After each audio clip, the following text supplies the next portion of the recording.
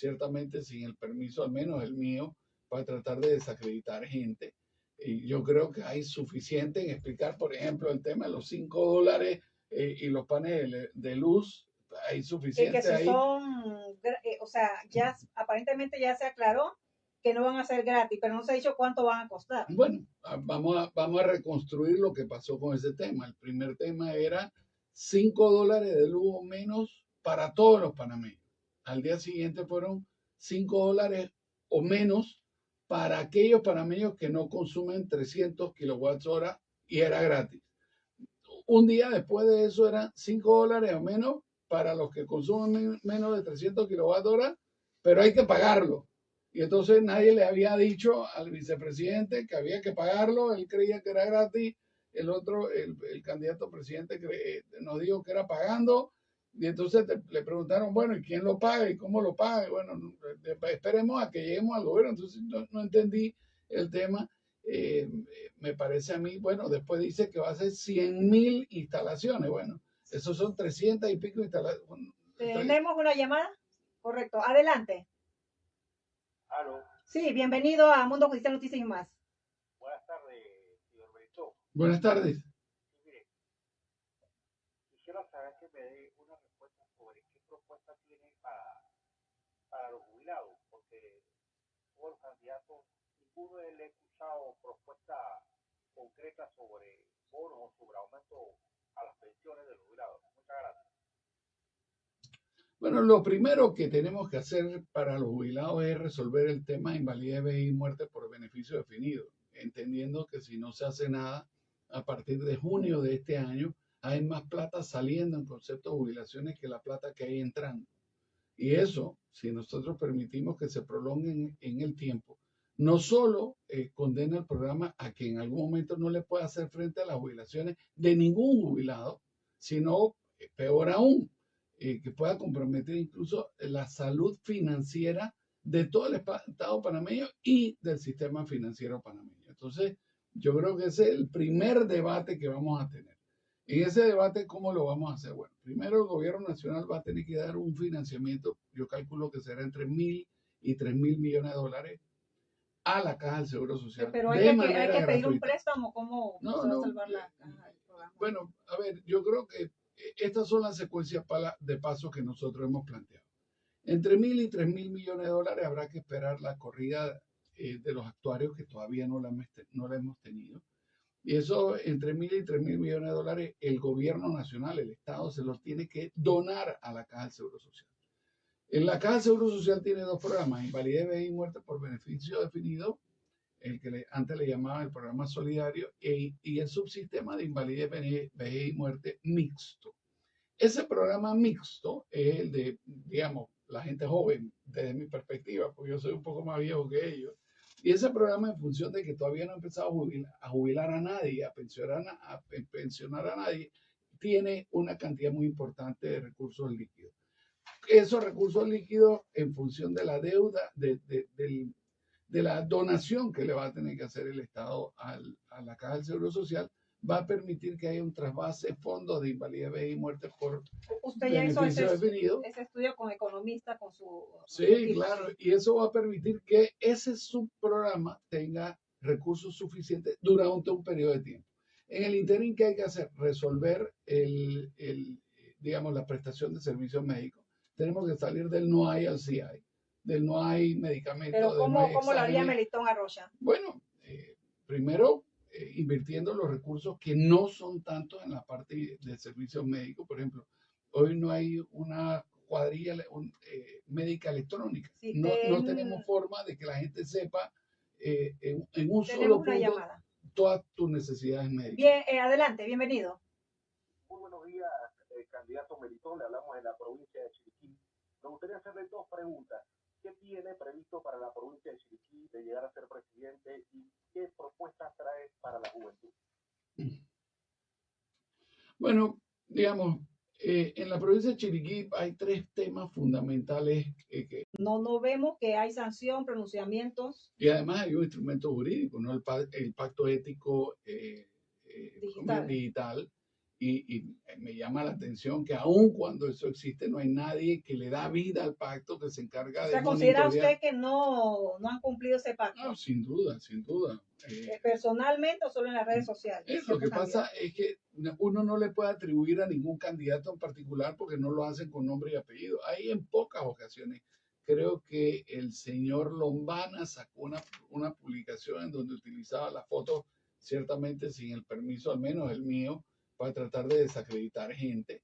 Y yo creo que hay suficiente en explicar, por ejemplo, el tema de los $5 y los paneles de luz.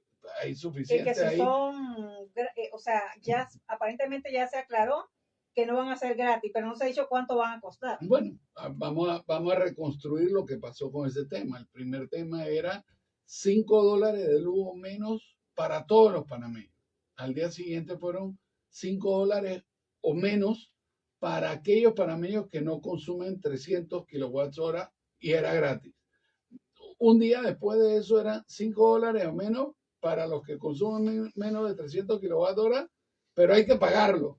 Y entonces nadie le había dicho al vicepresidente que había que pagarlo, él creía que era gratis, el otro, el candidato presidente nos dijo que era pagando, y entonces le preguntaron, bueno, ¿y quién lo paga y cómo lo paga? Y bueno, esperemos a que lleguemos al gobierno, entonces no entendí el tema. Me parece a mí, bueno, después dice que va a ser 100.000 instalaciones, bueno, esos son 300 y pico instalaciones. Tenemos una llamada. Correcto. Adelante. Aló, Sí, bienvenido a Mundo Judicial Noticias y más. buenas tardes, señor Benito. Buenas tardes. Sí, mire, quisiera saber que me dé una respuesta sobre qué propuesta tiene para los jubilados, porque todos los candidatos, ninguno de ellos ha escuchado propuestas concretas sobre bonos o sobre aumento a las pensiones de los jubilados. Muchas gracias. Bueno, lo primero que tenemos que hacer para los jubilados es resolver el tema de invalidez, vejez y muerte por beneficio definido, entendiendo que si no se hace nada, a partir de junio de este año, hay más plata saliendo en concepto de jubilaciones que la plata que hay entrando. Y eso, si nosotros permitimos que se prolongue en el tiempo, no solo condena el programa a que en algún momento no le pueda hacer frente a las jubilaciones de ningún jubilado, sino, peor aún, que pueda comprometer incluso la salud financiera de todo el Estado panameño y del sistema financiero panameño. Entonces, yo creo que ese es el primer debate que vamos a tener. En ese debate, ¿cómo lo vamos a hacer? Bueno, primero el gobierno nacional va a tener que dar un financiamiento, yo calculo que será entre 1.000 y 3.000 millones de dólares a la Caja del Seguro Social Pero de hay manera que pedir un gratuita. préstamo. ¿Cómo No, se va a no. salvar la caja del programa? Bueno, a ver, yo creo que estas son las secuencias de pasos que nosotros hemos planteado. Entre 1.000 y 3.000 millones de dólares habrá que esperar la corrida de los actuarios que todavía no la hemos tenido. Y eso, entre 1.000 y 3.000 millones de dólares, el gobierno nacional, el Estado, se los tiene que donar a la Caja del Seguro Social. En la Caja del Seguro Social tiene dos programas, invalidez, vejez y muerte por beneficio definido, el que antes le llamaban el programa solidario, y el subsistema de invalidez, vejez y muerte mixto. Ese programa mixto es el de, digamos, la gente joven, desde mi perspectiva, porque yo soy un poco más viejo que ellos. Y ese programa, en función de que todavía no ha empezado a jubilar a nadie, a pensionar a nadie, tiene una cantidad muy importante de recursos líquidos. Esos recursos líquidos, en función de la deuda, de la donación que le va a tener que hacer el Estado a la Caja del Seguro Social, va a permitir que haya un trasvase fondo de invalidez, vejez y muerte por Usted ya hizo beneficio definido. ese estudio con economistas, con su Sí, equipo. claro, y eso va a permitir que ese subprograma tenga recursos suficientes durante un periodo de tiempo. En el interín, ¿qué hay que hacer? Resolver digamos, la prestación de servicios médicos. Tenemos que salir del no hay al sí hay, del no hay medicamentos. Pero del no hay ¿cómo lo haría exámenes. Melitón Arrocha? Bueno, primero invirtiendo los recursos que no son tantos en la parte de servicios médicos. Por ejemplo, hoy no hay una cuadrilla médica electrónica. Sí, no tenemos forma de que la gente sepa en un solo punto llamada. todas tus necesidades médicas. Bien, adelante, bienvenido. Muy buenos días, candidato Melitón. Le hablamos de la provincia de Chiriquí. Me gustaría hacerle dos preguntas. ¿qué tiene previsto para la provincia de Chiriquí de llegar a ser presidente y qué propuestas trae para la juventud? Bueno, digamos, en la provincia de Chiriquí hay tres temas fundamentales que creo que tenemos que implementar rápidamente. El primero es la reactivación de empleo. El gobierno nacional ha estado un poco ausente en materia de formulación de políticas públicas económicas que permitan que haya ese estímulo. Segundo, hay que resolver el tema del agua potable. Y el tercer tema, creo que hay que ponerle mucho énfasis a seguridad. En materia tal vez de empleo, para ir apuntando un poquito sobre ese tema, hay algunos pasos que dependen del gobierno, hay otros que dependen del sector del sector empresarial. Aquellos que dependen del sector gubernamental, por ejemplo, yo voy a iniciar un proceso de desburocratización y racionalización de la gestión pública histórico, como nunca antes se ha visto. ¿A qué se refiere específicamente? Bueno, por ejemplo, te voy a poner algunos ejemplos. Si tú hoy decides que vas a poner un negocio que requiere la transformación de cualquier producto comestible, significa que necesitas un registro sanitario. Y para obtener ese registro sanitario te puede demorar hasta 2 años. No tiene ningún sentido que una idea no pueda llegar al mercado porque el sector gubernamental es ineficiente. Te pongo otro ejemplo. Si tú hoy decides ir a hacer cualquier construcción y decides seguir los pasos de la ley, eso significa buscar un permiso de construcción y después un permiso de ocupación. El permiso de construcción, tranquilamente, sobre cualquier cosa, te puede O sea, demorar. la burocracia es lo que está afectando también la economía del país y en este caso la provincia de Chiriquí. Claro, y después te voy a decir costos ocultos. Te voy a poner otro ejemplo. Tú vas, en materia de racionalización de los procesos, tú vas a comprar un automóvil y la agencia que te vende el automóvil te tiene que hacer una diligencia de vida. Si lo está financiando el banco, te tiene que hacer una diligencia de vida. Y cuando lo vas a asegurar, tiene que hacer otra diligencia de vida. Para una sola transacción hubo que hacer 3 diligencias de vida. Y eso es lo que significa es que el que lo paga, el único que lo paga, es el consumidor. O sea, también tenemos que cambiar la cultura del funcionario público. El funcionario público, mira, una burocracia. ¿Tenemos una llamada o tenemos otra llamada? Adelante. Buenas tardes. Buenas tardes. Buenas tardes. Una consulta importante que quiero aprovechar la presencia y la visita del señor Arrocha es que en todos los debates presidenciales que hemos podido presenciar los panameños, no he visto que ningún candidato se haya atrevido a hablar de las 3 industrias que generan la mayor cantidad de ingresos para una nación, la mayor cantidad de divisas para una nación. Estamos hablando de la industria del deporte, que genera más de 2.900 millones de dólares a nivel mundial. La industria del turismo, que lo han tocado muy superficialmente, y que es la industria sin chimenea por excelencia. Y tercero, la industria naranja. O sea, todo lo que tiene que ver con arte, cultura, teatro, producción cinematográfica, modelaje, moda, etcétera. O sea, don Melitón, ¿usted tiene alguna visión global que pudiera cambiarle la realidad del país para generar empleo en las 3 industrias más poderosas que existen? Si así no fuera, escúchenme esto por favor, si así no fuera, el Mundial de Fútbol que se realiza cada 4 años no generaría en solo 20 días de actividad más de 20.000 millones de dólares. Solamente el Mundial de Fútbol. Ahorita lo vamos a ver en julio, con el tema de las Olimpiadas. Exactamente lo mismo. Entonces, ¿por qué razón los gobiernos le dan la espalda a esta realidad? Ahí está la respuesta para acá el seguro social, ahí está la respuesta para el desempleo, ahí está la respuesta para todas las necesidades de los panameños. Me encantaría escuchar su opinión, don Melitón. Sí. Antes vamos con una pequeña, un campo pagado. Terminaron los escrutinios. Melitón Arrocha es el nuevo presidente de Panamá. Melitón Arrocha es Sin duda. presidente. Melitón Arrocha gana las elecciones. Es ahora, cuando sabemos que sí se puede. Llegó el agua. Al fin tenemos agua. Soy Melitón Arrocha. Vota por un Panamá para ti. Gancho al 12. Anuncio político pagado por Melitón Arrocha. Ahora sí la respuesta. Bueno, fíjate, primero que todo, muchas gracias por la pregunta, el comentario y ciertamente creo que apunta en la dirección correcta. Eso más que una respuesta en un debate en donde, ¿sabes? Todos somos prisioneros de 1 minuto y 30 segundos en donde tú tienes que decir muchísimas cosas. Lo que amerita es, bueno, una sesión muy larga para cada uno de los temas que han mencionado, pero déjame comenzar por decir que efectivamente el norte de las preguntas y los comentarios de la directa y por supuesto que nosotros tenemos en cada uno de los 3 temas que mencionaste propuestas de gobierno. Voy a circunscribirme en función del tiempo, Linda, Sí, pero acá al también turismo. Claro, tenemos tiempo, pero déjame decir algo sobre el turismo. Si nosotros hubiésemos intentado tener una política equivocada, no lo hubiéramos hecho tan bien como lo hemos hecho hasta el momento. Fíjate, tenemos 14 millones, 18 millones de turistas que pasan todos los años por el aeropuerto de Tocumen. Y de los 18 millones de turistas, hoy se quedan solo 2 en el país.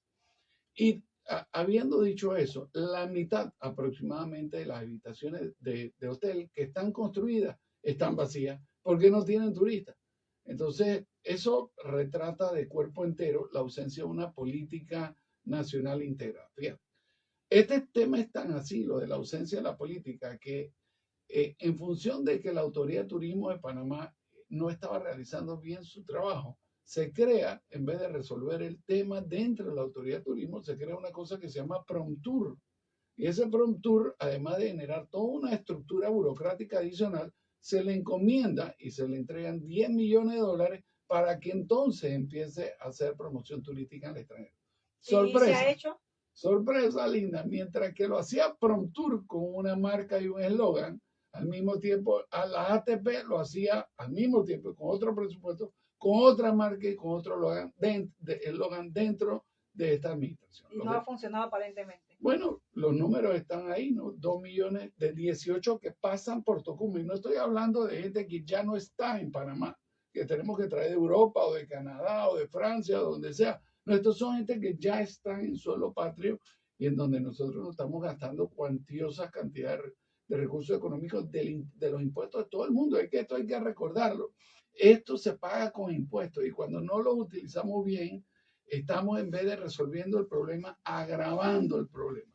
Entonces lo que nosotros estamos planteando es una política unificada de turismo, en donde la ATP sale ente rector, que Promtur se encarga de la promoción internacional, que tenemos que subir de 10 millones de dólares a 50 millones de dólares anuales en materia de promoción turística y que tenemos que tener un programa muy robusto de stopover, en donde cuando tú pasas por Panamá, hombre, se te ofrece un incentivo para que te quedes y visites la belleza que tenemos de manera tal que hasta que seamos un destino, continuamos con esa política. Cuando ya lo seamos, entonces abandonamos la política y vamos a otra cosa. Y sobre los deportistas, recientemente una joven panameña obtuvo una medalla de oro y aprovechó para decirle al actual presidente de la República de Panamá que la felicitó en su red social, pero ella le dijo, no tenemos apoyo. O sea, Sí. le dijo la verdad de lo que está pasando en Panamá con respecto al deporte.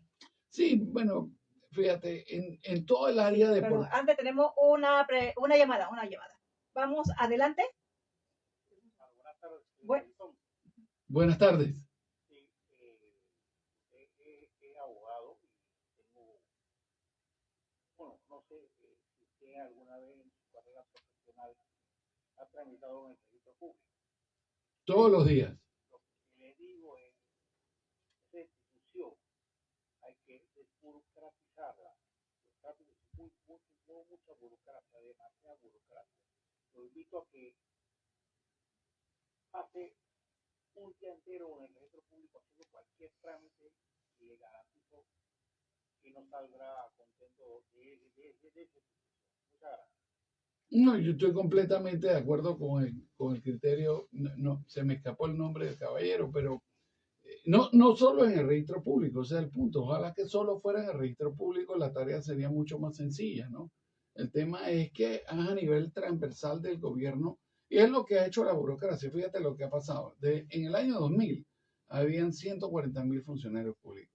En el año 2023 hay 255.000 funcionarios públicos. Y estos funcionarios públicos, muy lejos de que tú sientas que ha mejorado la calidad del servicio, que los trámites son más expeditos, más rápidos, más eficientes, que hay una mejor atención. Lo que ha sucedido es todo lo contrario. Y que estamos en la era digital. Entonces, sí, entonces lo que, Debería de ser al inverso. claro, entonces lo que nosotros tenemos que tener es un programa robusto, ¿no? Y en donde hay una cultura, un cambio cultural del funcionario público que entienda que está instituido es para ayudarte a resolver problemas y no para crearte problemas innecesarios. Mira, de vuelta al comentario del caballero, o sea, tú vas a hacer un trámite y por rato te piden 7 copias de cédula en cada una de las instituciones de las que va sobre el Increíble. mismo Sí me ha trámite. pasado como abogada. O certificado de registro público. Sí, Vas a con hacer la un solo idoneidad. trámite y tienes que hacer 4 certificados de registro público para tener un trámite. O sea, temas que lo que hacen es enredar el proceso. Y cuando lo enredan, no enredan el proceso,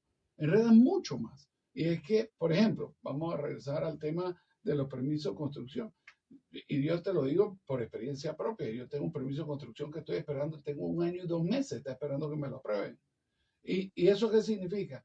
Que el que vendía la ventana no la vendió, que el que vendía la varilla de acero no la vendió, que el plomero no hizo su instalación. O sea, hay un rezago económico y es una cadena de afectados. Claro, en función de que es el mismo gobierno el que a través de trabas burocráticas, eso es, por supuesto, pensando siempre bien, uno podría pensar mal también, se encarga de ralentizar todo el proceso de crecimiento económico y eso en las condiciones en las que estamos tiene que terminarse.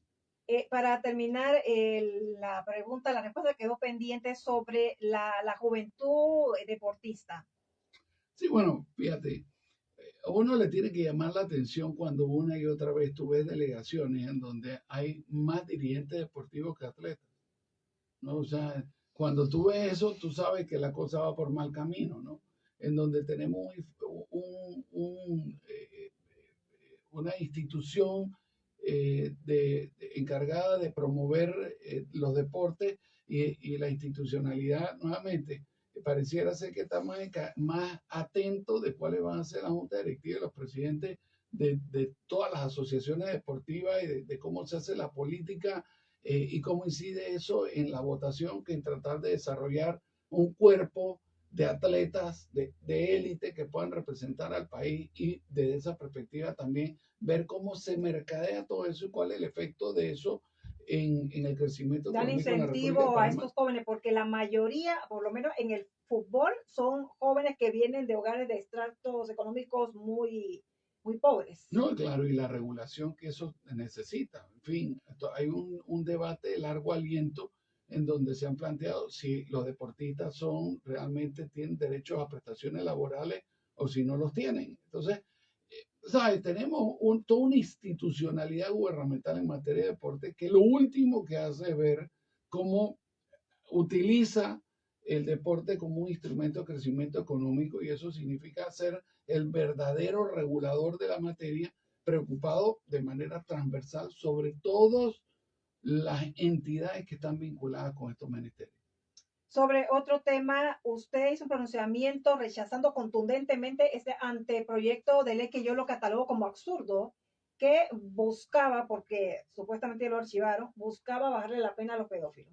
Bueno, era absurdo en todos los sentidos, era absurdo en la exposición de motivos, en donde planteaba que en función de temas culturales o históricos había que ver una rebaja de pena en temas de delitos sexuales contra menores de edad. A mí me parecía o me parece, espero que ya efectivamente haya sido engavetado ese anteproyecto de ley, que le hacía un flaco favor a la sociedad, rebajando conductas hasta los 14 y 16 años y rebajando la pena, que la verdad es que no tenían, desde mi ¿Usted perspectiva, estaría de acuerdo de llegar a ser presidente con cadena perpetua para este tipo de delitos cuando la víctima es menor de 14 años? No sé si cadena perpetua, pero lo que hemos planteado sin duda digamos, que hay que hacer unas penas que sean mucho más duras. Entonces, este proyecto de ley o anteproyecto lo que hacía es ir en la dirección opuesta a eso. Y ciertamente eso no va de la mano con la forma que pensamos, con los valores que tenemos y vamos a empujar durante esta campaña y, por supuesto, de ser electo presidente, a robustecer las penas en vez de minimizarlas. Ya para concluir, un mensaje final a esos un poco más de 3 millones de votantes, quienes dentro de 14 días van a ir a las urnas este domingo 5 de mayo. Melitón Arrocha. Bueno, muchísimas gracias, Linda, por el espacio. La reflexión final sería la siguiente. Las elecciones tienen consecuencias. Hemos estado ante un proceso electoral que está por finalizar y en donde hemos tenido la oportunidad, y el pueblo panameño ha tenido la oportunidad de ver todas las propuestas que se han planteado. Le pido, por favor, escúchenlas, piensen sobre ellas, estudienlas, porque nuestra sensación es que ha habido muchos candidatos que le han planteado al país cosas que son irrealizables, en donde te tienes que pensar desde ahora, si te está mintiendo como candidato, ¿qué hará cuando llegue a la presidencia de la República? Y te pido, por favor, si consideras que nuestra propuesta de gobierno es la mejor, danos el voto de confianza en la casilla 8 o la casilla 12. Gracias, licenciado Melitón Arrocha, candidato presidencial por la libre postulación. Y este programa llegó a ustedes gracias a su enfermera 24/7. Siempre contigo, puede llamar al 6111-6899 y están ubicados en Plaza Paitilla, servicio a domicilio de curación, citas en línea de manera virtual y administración y venta de propiedades al 62-7771-37. Si desea comprar o vender alguna propiedad, este ha sido Mundo Judicial Noticias y más con la periodista y abogada Linda Brand. Y este fue el invitado especial de este domingo, Melitón Arrocha, candidato presidencial. Hasta el próximo domingo. Bueno, le hicieron el seguro. Siempre es lo mismo, pero escucha la radio. La gente está allá. No, señor, usted no va a Molino.